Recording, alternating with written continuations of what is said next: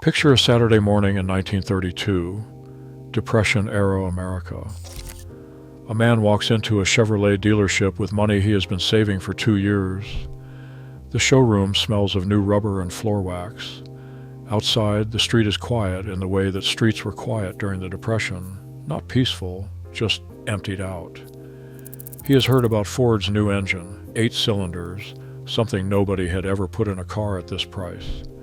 He has driven past the Ford lot twice this week already, slowing down each time, looking.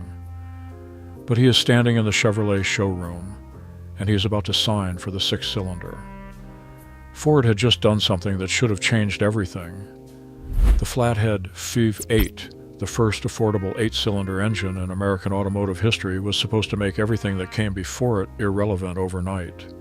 Chevrolet had no V8, no countermove, no answer. Or so Ford believed. In 1932, Ford introduced the flathead V8, and the American automotive press treated it like a moon landing. 8 cylinders in a car that ordinary Americans could actually afford. It had never been done at this price by anyone. Henry Ford had spent years and a fortune engineering it, convinced that raw power would finally end Chevrolet's dominance of the American market. The numbers Ford was counting on were straightforward. In 1931, Chevrolet had sold 600,000 cars. Ford had sold considerably fewer, but the V8 was supposed to flip that equation overnight. 8 cylinders against 6, more power, more prestige, the kind of advantage that does not require a salesman to explain. It announces itself the moment the engine turns over. What Ford did not factor into that calculation was a 194 cubic inch overhead valve inline 6-cylinder engine that Chevrolet had been quietly refining since 1929. An engine with no racing heritage, no dramatic origin story, no nickname beyond the one its own mechanics gave it. An engine that looked on paper like it had already lost before the contest even began. Chevrolet engineers called it the Stovebolt Six. The nickname came from the slotted bolts holding the valve cover, the same style used on kitchen stoves, and it carried the faint suggestion of something domestic, unglamorous, and entirely beside the point of automotive ambition. Exactly the kind of engine you would expect from the brand that was supposed to lose. What the Stovebolt had, that almost nobody outside Chevrolet engineering fully appreciated, was an overhead valve design. The valves should just sat above the pistons in the combustion chamber rather than beside them. This single decision, made years before Ford's V8 existed, gave the Stovebolt a thermal efficiency advantage that Ford's flathead layout could not match at any displacement. Ford's flathead V8 pushed hot exhaust gases back through the engine block before expelling them.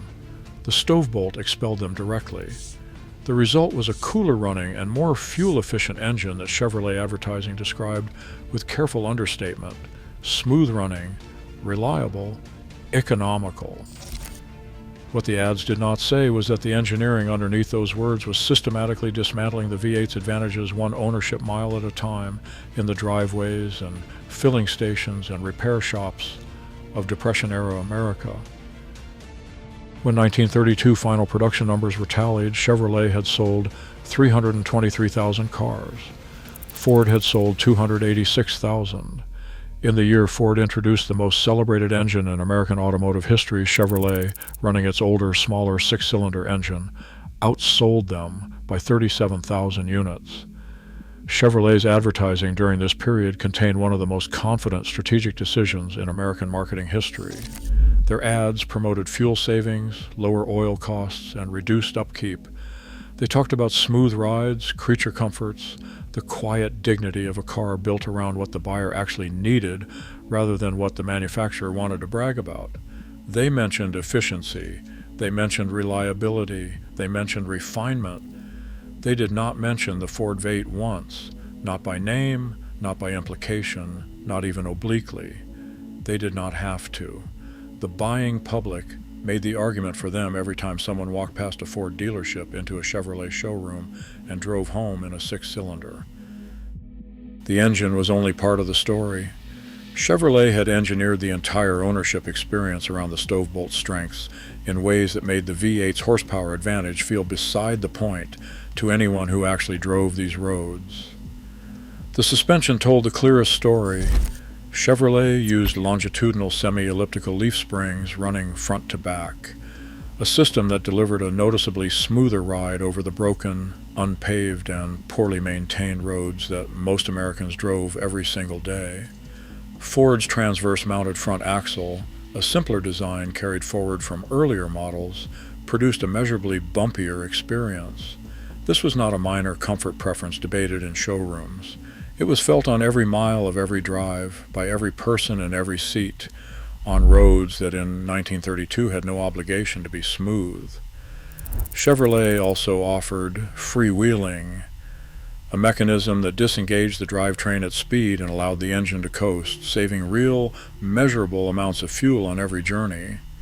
Ford did not offer it. At a time when Depression-era Americans were calculating the cost of every gallon with the same attention they gave to rent and groceries, that single feature carried more weight in a showroom conversation than 8 cylinders ever could. Ford's V8 was revolutionary. Nobody disputed that then, and nobody disputes it now. But it was also a statement of faith, a belief that power alone could define what the American buyer wanted. Year after year, buyers responded that it could not. The Stovebolt Six did not disappear after proving itself in 1932. It grew. Chevrolet bored it to 216 cubic inches in 1937, then to 235 cubic inches in 1941. Through the Depression's final years, through the war, through the post-war boom, through the dawn of the jet age, the fundamental architecture of the engine that had beaten Ford's V8 kept turning. It powered Chevrolets until 1962, a 33-year production run. The engine Ford's Flathead 5.8 was supposed to make obsolete. Outlasted the Flathead 5.8 itself, which Ford discontinued in 1953 after just 21 years. The revolution ended first.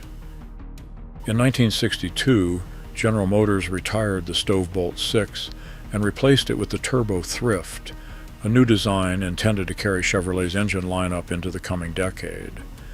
The decision was not made because the Stovebolt had failed. It was made because it had succeeded for so long that its architecture was finally showing the limits of what a 1929 engineering foundation could do in a world that now demanded lighter, higher revving, more compact power plants. No press release marked the occasion, no farewell edition was produced, no automotive journalist filed a tribute.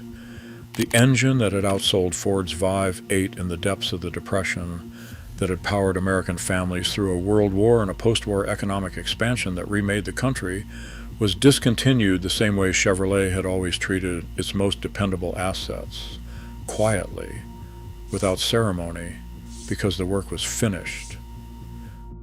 The Turbo Thrift that replaced it was a competent engine. It was not the Stovebolt. And what replaced the Stovebolt could not claim what the Stovebolt had earned. 33 years of being proven right, one owner at a time. Ford's 1932 V8 is remembered as a legend. Museum placards celebrate it. Collectors restore it. The automotive press has spent 90 years calling it revolutionary, and it was. But the car that beat it that year ran a 6-cylinder engine that cost less to fuel, less to maintain, and less to repair. That 6-cylinder had a name taken from a kitchen appliance. In 1932, the most powerful engine in the affordable American market lost the sales race to an engine that never tried to match it on its own terms. The Stovebolt Six did not beat the Ford V8 by being more impressive. It beat it by being more right. And it kept being right for 33 more years before anyone at General Motors decided it was finally time to move on. If this is the kind of story that should be told, if you care about the engineers nobody credited, the decisions nobody announced, and the engines that won wars nobody declared, hit like and subscribe and drop a comment below telling us which car, which engine, or which moment in American automotive history you think deserves this treatment next. We read every one. The next video gets decided down there.